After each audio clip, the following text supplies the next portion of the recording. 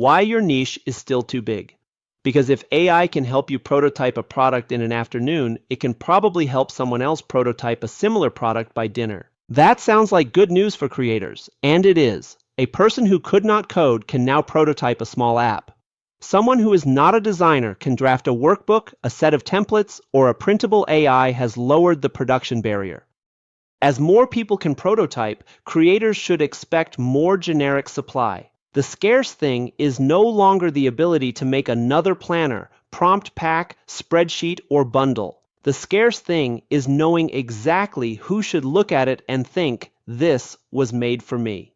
Hi, I am Leo. Welcome to Wiki for What. This is where we unpack the mind, machines, and hidden systems shaping the AI era through stories and models you can actually use. The usual picture of a niche is a smaller circle. Start with fitness, narrow it to meal planning, then narrow it again until the audience looks dangerously tiny. From that picture, every step towards specificity feels like losing customers. I think that picture is wrong. A super niche is not a smaller circle. It is a clearer radio frequency.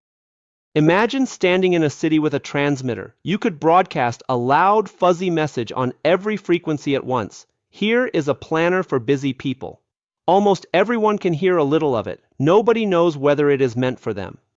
Or you could tune one clean signal. This is a meal planning system for night shift nurses whose schedule changes every week. Most radios will pass straight over it, but the right receiver stops. The listener recognizes not just the category, but the situation. That recognition is the beginning of a super niche. The product is the transmitter. The specific problem is the frequency.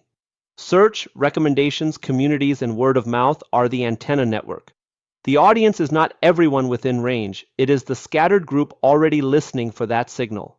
This distinction matters because loudness and clarity solve different problems. Advertising can increase loudness. More posts can increase loudness. A lower price can increase loudness. None of them can rescue a signal that says nothing specific. AI makes this even more important. Current tools can help create documents, code, prototypes, and interactive mini-apps. That expands what one person can attempt. But the file exists is not the same sentence as the product works, and neither sentence means a customer wants it. A digital product still has to survive outside the chat window. Does the buyer understand what it is? Does it solve a repeated problem? Can they use it without asking 10 questions? Are the fonts, images, and other ingredients licensed for commercial use? Where will the right people discover it? What happens when a customer finds a bug, prints it on the wrong paper, or needs help opening the file? Creation is one layer. Demand, distribution, trust, licensing, support, and iteration are other layers.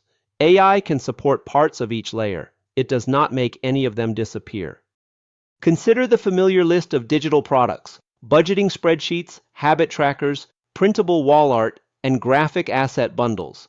Those are formats, not ideas. Budget spreadsheet is a format.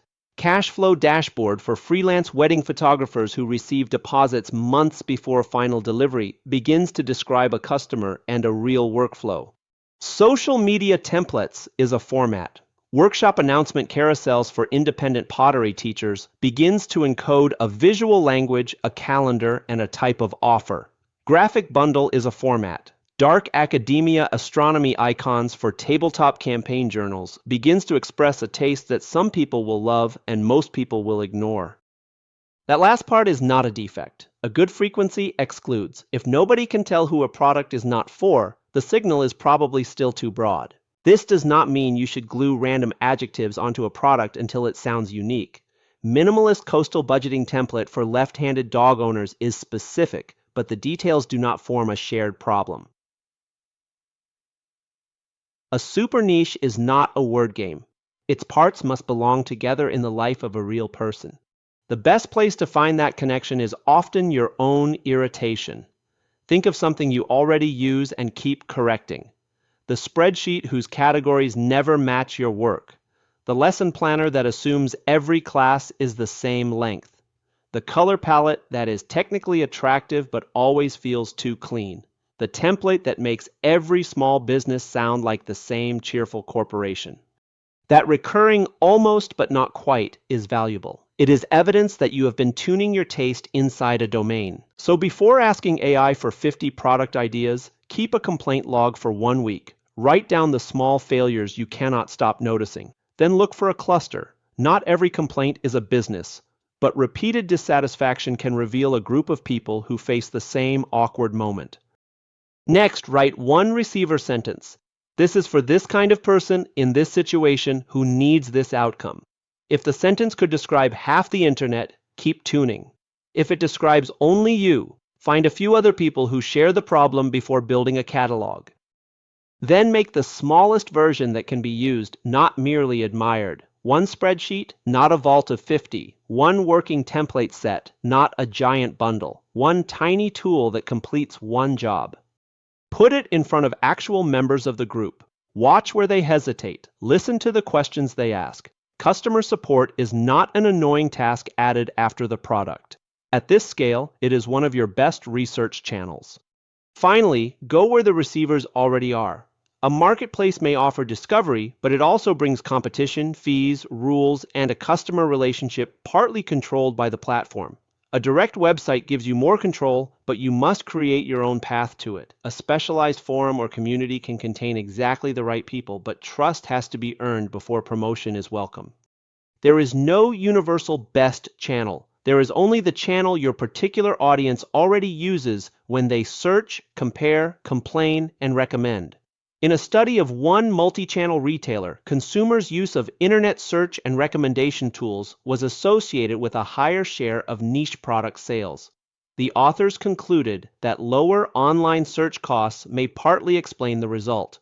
That is encouraging, but notice what it does not say. It does not say every niche product succeeds. Better discovery helps a clear signal travel. It cannot manufacture resonance. The same caution applies to audience arithmetic. Kevin Kelly's 1,000 True Fans is useful because it replaces the fantasy of millions with the possibility of a direct, committed audience. Kelly also says the number is not absolute. The right count changes with price, costs, frequency of purchase, team size, and the kind of relationship you maintain. In my book, I use 20,000 kindred spirits as a similar scale lens. It is not a promise that a database contains 20,000 guaranteed buyers for every strange idea. It is a way to stop treating not mass market as the same thing as not viable. You may need fewer people, more people, or a different model entirely. The real question is whether enough reachable people share a problem strongly enough to support the work required to solve it. And here is where the radio metaphor reaches its boundary. People are not passive receivers. They change their minds. They compare alternatives. They lose interest. They talk back.